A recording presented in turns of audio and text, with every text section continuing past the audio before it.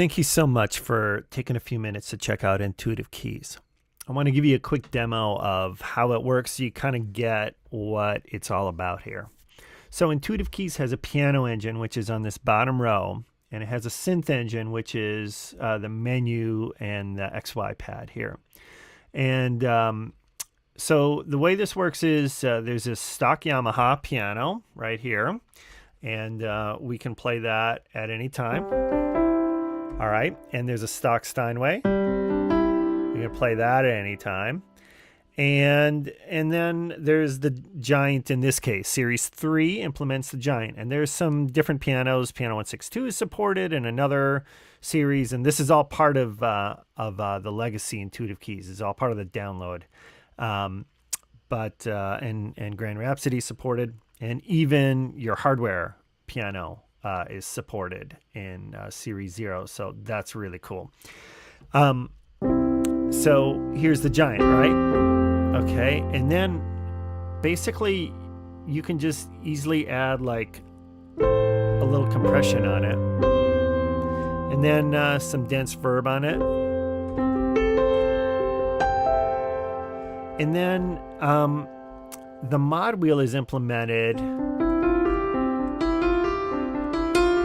And let me show you how that works. So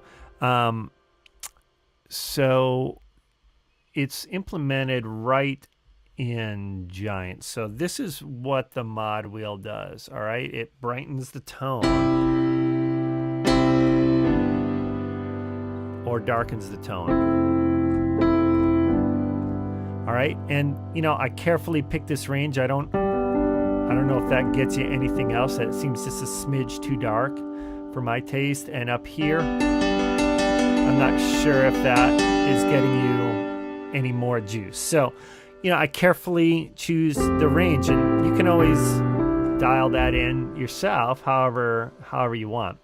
But let's turn these off for a second and just go to the synth engine. So we go to the synth engine, and we're going to play this pretty amazing pad. And again, the mod wheel is mapped to the LPF cutoff, and Aftertouch moves it in the Y direction. That's Aftertouch. All right, and so together I have this pretty amazing sound that I can really use to score the song as I'm playing it. And that's really what I do. That's how I play keys, is I treat a song like a movie score. So let me show you what the mod wheel does. So the mod wheel is carefully tuned to the cutoff value here, all right? And you'll notice it's also tuned to the piano value, right? The volume value, and it turns down the volume, even though, because the cutoff would make it brighter and louder. And I don't want anything jumping out and poking you in the ear and giving your sound guy any reason to turn you down, right? I want every reason for your sound guy to turn you up. So these sounds blend great underneath vocals, and your sound guy is not going to need to turn you down for the vocal to sit nicely on top. You have no problem hearing my voice while I'm talking, right?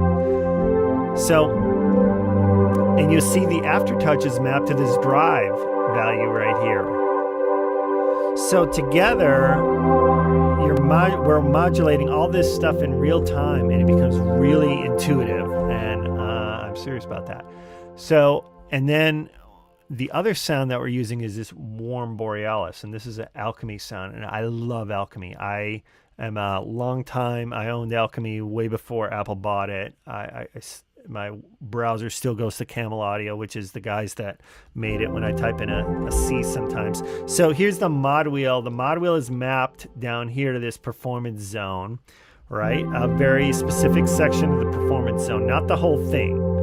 And then Aftertouch is mapped to just halfway down to it, all right? And so together, you look at all these parameters that are moving around from just Aftertouch and mod wheel, and you put these together, and you've got a ton going on here, okay?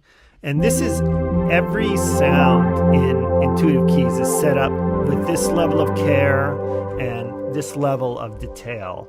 And they all sound slightly different, and I'm a big fan of different synthesis methods. So I didn't just use the S2. I used all this. I used a big variety of synths. I tried to get the coolest stuff I could out of MainStage. So we've got this great sound here, this great pad sound, right? And at any point we can just, and you can hear the piano's brightness. The Yamaha is mapped to the mod wheel as well.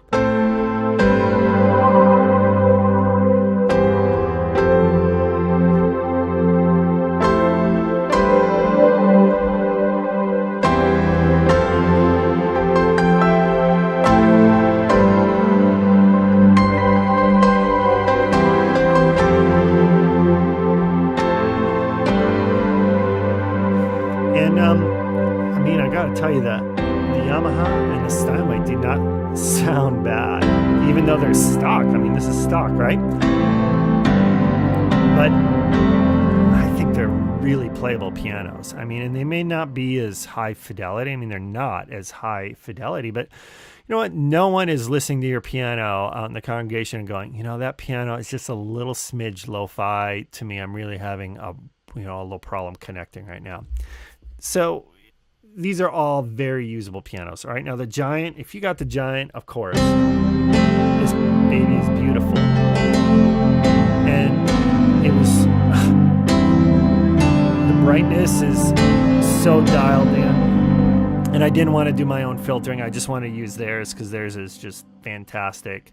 You know, but then you start, you layer the octaves, add the shimmer.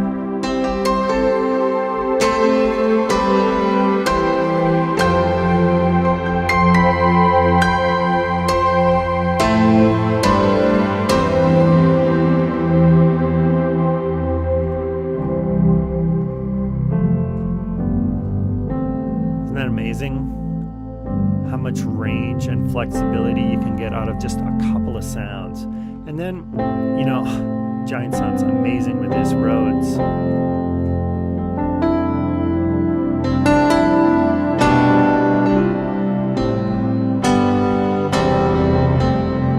Because every sound over here is carefully mapped to the pianos.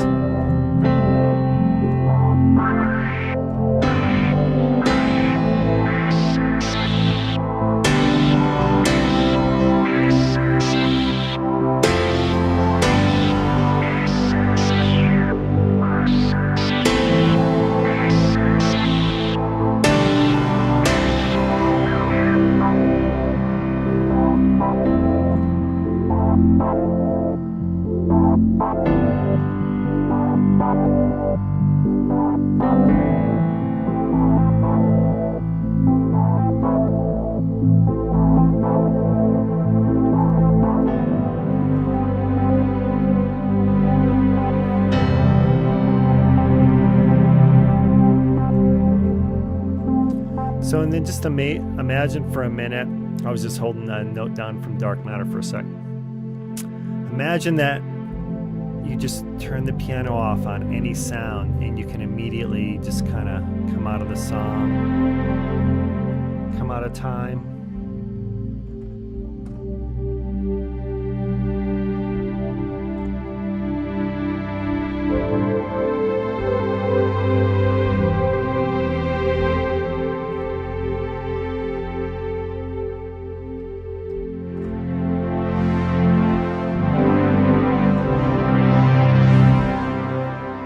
So I hope that all makes sense to you. I hope you dig it. It's a different way to think, but I think it's a really powerful way to think. It's a really efficient way to think. I mean, when you consider the way the Giant is implemented, you know, typically that would be packaged as maybe 12 different separate independent patches, right? But in Intuitive Keys, it's not even a patch. It doesn't even count as a patch. It's just there. And you've got the full range of brightness. You've got all these options with the verbs that are carefully, and the compression that's carefully picked out for you and carefully tuned. So you don't really need to know that much. You just got to push a button. So I really hope it gets you there, and I'm really excited about this thing. I really hope that you give it a shot and you check it out and see if it's for you.